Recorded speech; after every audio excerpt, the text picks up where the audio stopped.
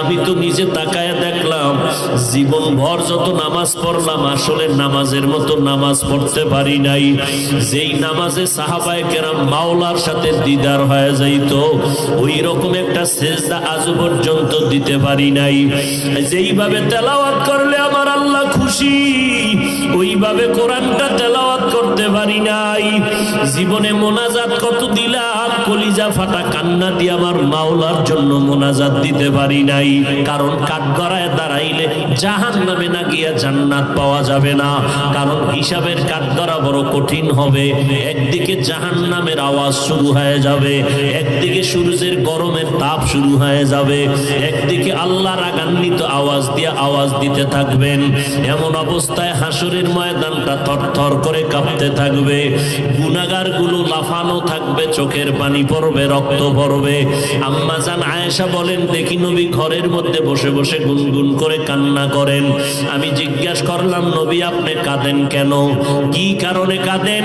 নবী বলেন, আয়েশা হাসরের ভয়ঙ্কর অবস্থার কথা মনে পড়েছে, এই জন্য আমি সহ্য করতে না পেরে কান্না করি। কেমন ভয়ঙ্কর অবস্থা হবে?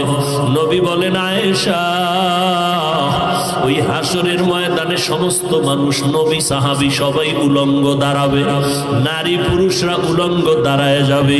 সূর্যটা মাথার উপরে আসবে, আল্লাহ বলবেন, ও সূর্য তোর যত তাপ আছে জমিনের মধ্যে ছাড়িয়া দে। ওদিকে জাহান্নামের আওয়াজ, জাহান্নাম বলবে, আল্লাহ বেনামাজি গুলো কই? গুনাহগার গুলো আমার পেটে দাও, আমার পেটে বড় ক্ষুধা, সহ্য করতে পারি না। আল্লাহ বলবেন, ও ফেরেশতারা জাহান্নামের গলায় 70,000 শিকল লাগাইয়া পেছনে টেনে ধর, যদি সামনে আগে আমি বিচার শেষ করতে পারবো না।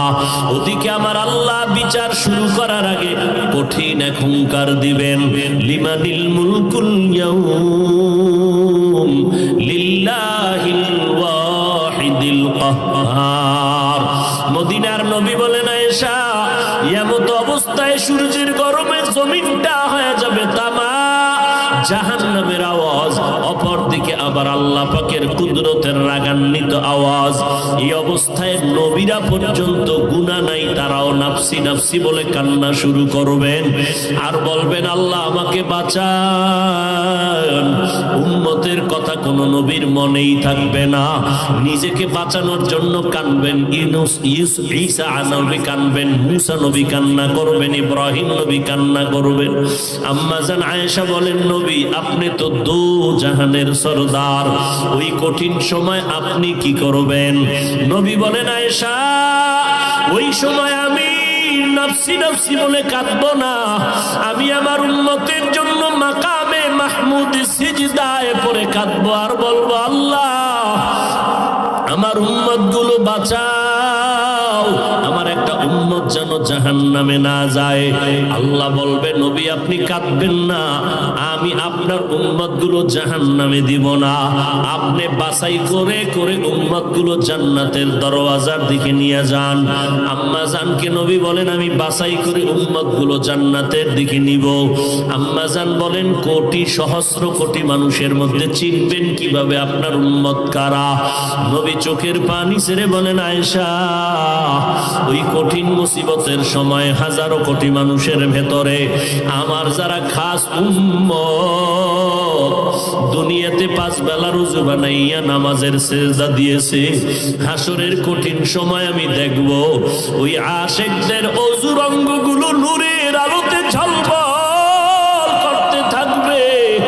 আমি নবী তাদেরকে দেখিয়া দেখিয়া দইরা দইরা জান্নাতের দরজায় নিয়ে যাব। আমি আমার উম্মতের জাহান্নামে রাইখা জান্নাতে ঢুকবো না। এ নবীর উম্মতের দল, যেই নবী উম্মতের জন্য এখনো কান্না করেন, আল্লাহ তোমাদের আমাদের নিয়ামত দান করেছেন। আমরা মানুষ বড় নিয়ামত, মুসলমান হইতে পারলাম বড় নিয়ামত, আরো বড় নিয়ামত আল্লাহ তোমাদের আমাদের আখিরি নবীর উম্মত বানাইছেন। ওই নবীর উম্মত হইয়া যদি শুকর আদায় করতে চাও, আলহামদুলিল্লাহ বললে হবে না, হাঁটতে চলতে সব সময় নবীর সুন্নতের আমল করো, তোই শুকর হবে। ও বান্দা, দাড়িটা লম্বা করো, নামাজ পড়ো, নবীর দরুদ সালাম পড়ো, নবীর তরিকায় জীবনটা চালাও, নবীর তরিকায় ব্যবসা করো, নবীর তরিকায় চাকরি করো, নবীর তরিকায় মা বাবার খেদমত করো, নবীজির মোহাব্বত নিয়ে বান্দা চলো। কিয়ামতের ময়দানে তোমাকে না নিয়ে আমার নবী জান্নাতের দরওয়াজায় যাবে না। কিন্তু এটাও বড় ভয়, আমার নবী আদরের উম্মত গুলো নিয়া ডাইরেক্ট হাউজে কাউসারের কিনারায় চলে যাবেন। নবী লাইনে দাঁড় করায় করায় উম্মতের কাউসারের পানি পান করাবেন। এমন সুন্দর পানি একবার পান করলে আর জিন্দেগিতে কোনো পিপাসা লাগবে না। উম্মতেরা লাইনে দাঁড়ায় দাঁড়ায় পানি পান করতে থাকবে, নবী নিজ হাতে দিবেন। হঠাৎ করে দেখবে একটা পর্দা সামনে পড়ে গেল, নবী বলবেন, ফেরেশতা পর্দা দিলা কেন, আমার উম্মত কি শেষ? বলে, না নবী আরো আছে, তবে এরা আপনার আসল আশেক না, এরা আপনি দুনিয়া থেকে বিদায়ের পর আপনার উম্মত দাবি করিয়া আপনার আদর্শ মতো জীবন চালায় নাই, আপনার সুন্নত গুলো জবাই করেছে, নিজেও নামাজ পড়ে নাই, যারা নামাজ পড়তো তাদেরকেও পছন্দ করে নাই, নিজেও দাড়িটা লম্বা করে নাই, যারা দাড়ি লম্বা করতো তাদেরকেও পছন্দ করে নাই, নিজেও পর্দা করে নাই, যারা পর্দা করতো তাদেরকেও পছন্দ করে নাই, নিজেও হালাল খায় নাই, যারা হালাল খাইতো তাদেরকেও পছন্দ করে নাই, নিজেও টুপি পরে নাই, পাগড়ি পরে নাই, যারা টুপি পাগড়ি পরতো তাদের বিরুদ্ধাচরণ করত, নিজেও কখনো কান্না করে নাই, কান্নাওয়ালাকেও পছন্দ করে নাই, নিজেও দিনের পথে দান করে নাই, যারা দান করত তাদেরকেও পছন্দ করে নাই। আপনার সুন্নত গুলো জবাই করিয়া করিয়া জীবনটা কাটাইছে, টুপির বিরুদ্ধে, নবীর বিরুদ্ধে, দিনের বিরুদ্ধে, নামাজের বিরুদ্ধে সমালোচনা করেছে, কোরআন পড়ে নাই, পড়নেওয়ালাকেও মোহাব্বত করে নাই, উলামায়ে কেরামদের মোহাব্বত করে নাই, বিরোধিতা করেছে। আমার নবী এগুলো শোনা মাত্র নবী হঠাৎ করে রাগান্বিত হইয়া বলবেন, সোহকান সোহক, ও উম্মতেরা তোরা আমার দল থেকে বের হয়ে যা, আমি তোদের নবী না, তোরা আমার একটাও উম্মত না। ওই দিন যদি আল্লাহ না করুন তুমি আমি পড়িয়া যাই, আজকে কত সম্মান, মানুষ আমারে কত সম্মান করে, আমাকে বক্তা বলিয়া কত সম্মান, কত মানুষ সম্মানের জায়গায় বসায় দেয়, কিন্তু আমি তো নিজে তাকায় দেখলাম জীবন ভর যত নামাজ পড়লাম আসলে নামাজের মতো নামাজ পড়তে পারি নাই। যেই নামাজে সাহাবায়ে কেরাম মাওলার সাথে দিদার হয়ে যাইত, ওই রকম একটা সেজদা আজ পর্যন্ত দিতে পারি নাই। যেইভাবে তেলাওয়াত করলে আমার আল্লাহ খুশি, ওইভাবে কোরআনটা তেলাওয়াত করতে পারি নাই। জীবনে মোনাজাত কত দিলাম, কলিজা ফাটা কান্না দিয়ে আমার মাওলার জন্য মোনাজাত দিতে পারি নাই। দান করছি মানুষকে দেখানোর জন্য, নামাজ পড়ছি মানুষের মারহাবা পাওয়ার জন্য, দান সদকা করেছি মানুষের মোহাব্বত পাওয়ার জন্য, মানুষের সামনে বক্তা হয়ে বয়ান করছি, নিজে আমল করি নাই। আল্লাহ সেদিন ডাকবে, আয় আগুনের কেচি দ্বারা তোর জিহ্বাটা কেটে দেই। ওই দিন আমার উপায় কি হবে? সাহাবায়ে কেরামের এত ইলম, এত আমল, সাহাবায়ে কেরামের এত তাকওয়া, এত ইখলাস, এরপরেও যদি তারা জীবন ভর কান্না করতে থাকে, ও আল্লাহর বান্দারা, নিজের বড় মনে করার কি পুঁজি তোমার কাছে আছে? তুমি যত বড় মুফতি দাবি করো, তোমার মুফতিগিরির দাম আমার আল্লাহর কাছে নাই। তুমি আমি যত বড় মাওলানা দাবি করি, মাওলার কাছে মাওলানা হইতে পারলে তো কাজ, মাওলানা তো বড় হইলাম মানুষের দরবারে, আল্লাহর দরবারে হতে পারি নাই। অহংকার করিয়া করিয়া নিজের জীবনটা বরবাদ করে দিলাম। সাহাবায়ে কেরাম এত সুন্দর ইখলাস আমল নিয়েও কান্না করলে তোমার আমার কি পরিমাণ কান্না দরকার? বান্দার আজকে নিজের চোখেও পানি নাই, কান্নাওয়ালার সাথে কোনো মোহাব্বত নাই, বরং কান্নার বিরুদ্ধে বিভিন্ন ভাবে তুমি প্রপাগান্ডা ছড়াও। এখনো সময় আছে, আমার আল্লাহ তো জাহান্নামে দিতে চান না, কারণ আমার আল্লাহ চান তার আশেক বান্দাগুলোকে জান্নাতে দিবেন। কারণ আমার আল্লাহ পাক জানেন বান্দা জাহান্নামের আগুন বড় ভয়ঙ্কর। একটা সেকেন্ডের জাহান্নামের আগুন সহ্য করার ক্ষমতা কারো নাই। ও আল্লাহর বান্দারা, গুনার কাজ ওই পরিমাণ করি ওরে যুবক, গুনার শাস্তি জাহান্নামে যেই পরিমাণ সহ্য করতে পারবি ওই পরিমাণ গুনাহ নিয়ে কবরে যাবি। ও যুবকেরা, এখনো আর কত বাহাদুরি করবা? এই জীবনে কত যুবকের লাশ কবরে রাখলাম, এই জীবনে কত যুবকের জানাজা পড়াইলাম, এমন একটা দিন নাই যুবকের লাশের খবর নাই। কত মা কান্না করে আমার সন্তান নাই, কে আমারে মা বলে ডাকবে? কত বাবায় কান্না করে, কে আমার খোঁজ খবর নিবে? ও আল্লাহর বান্দারা, স্কুলে পড়ো, কলেজে পড়ো, বাধা নাই, নবীর তরিকা মানো, পাঁচ বেলার নামাজ পড়ো, মা বাবার দোয়া নিয়ে চলো, ওলামায়ে আহলে হকের পরামর্শ নিয়ে আমল করো, মোনাজাত দিয়া মাওলার কাছে একটু কান্না করো। যদি মনে করো চোখে পানি আসে না, তোমার উপরে আমার আল্লাহ বেজার, গুনার কারণে তোমার দিলটা বড় পাথর। ওরে থানায় আসামিকে পিটাইলেও যদি আসামি কান্না করে, ওরে ছাত্র ওস্তাদের শাস্তির ভয়ে যদি কান্না করতে পারে, ওরে সন্তান যদি মা বাবার শাস্তির ভয়ে কান্না করতে পারে, আমার মাওলার আযাবের ভয় কি এত কম? ওই আল্লাহর আযাবকে যদি ভয় করো, কেন কান্না আসবে না রে বাবা?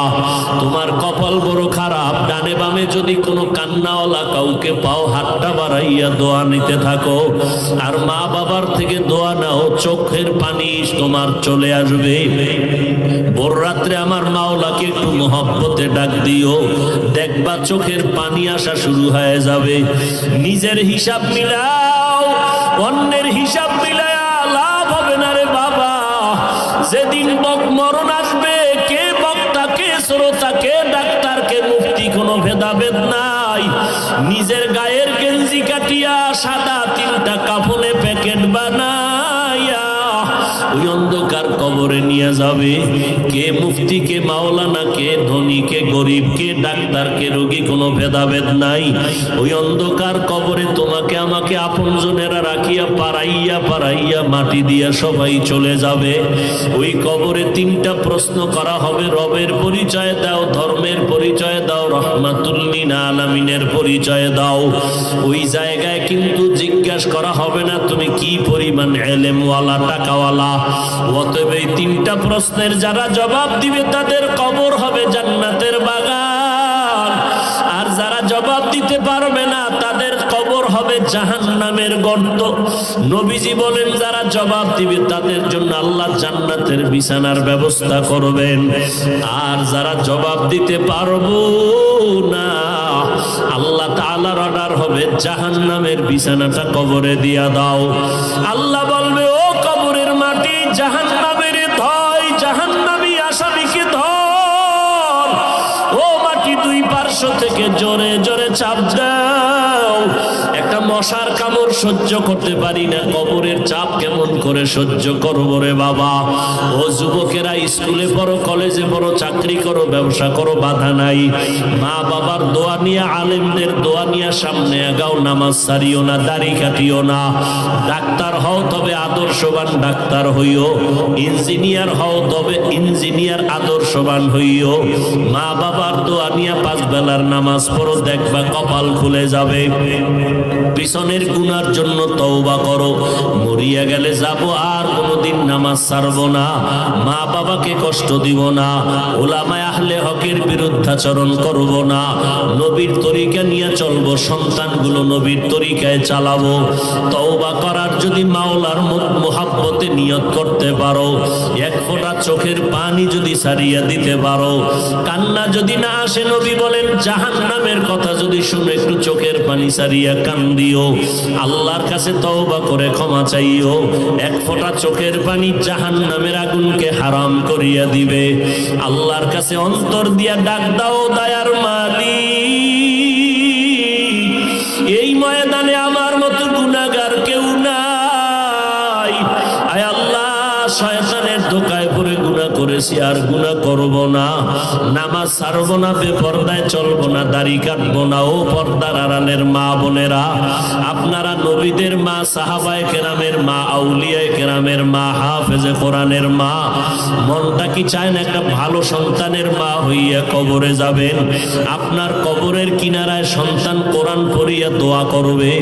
ও আম্মা জান, ঘরে থাকেন, নামাজ পড়েন, স্বামীর খেদমত করেন, সন্তানগুলো দিনদার বানান, সন্তানগুলোকে কোরআনের আদর্শ দিয়া নবীর মোহাব্বতে তৈরি করে যান। দুনিয়াও ধন্য হবে, আপনার আখিরাতের জিন্দেগিও ধন্য হবে। আল্লাহ আমাদের খাঁটি গোলাম হইয়া নবীর তরিকায় চলার তৌফিক দান করেন, আমিন।